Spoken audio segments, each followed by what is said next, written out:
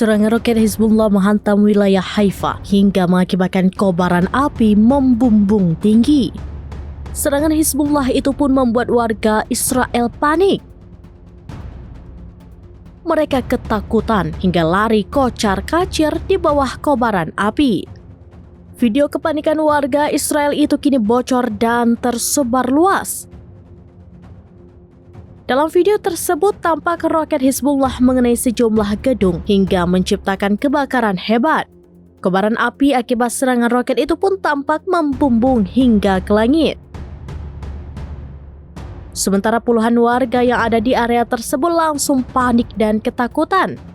Sejumlah orang tampak lari kocar-kacir di jalanan, sementara beberapa mobil juga langsung tancap gas meninggalkan lokasi tersebut.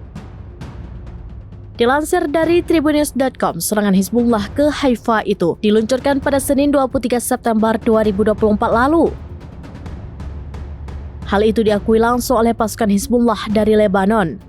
Dalam keterangannya, Hizbullah mengaku meluncurkan puluhan roket, namun beberapa di antaranya berhasil dicegat oleh sistem pertahanan udara Iron Dome Israel.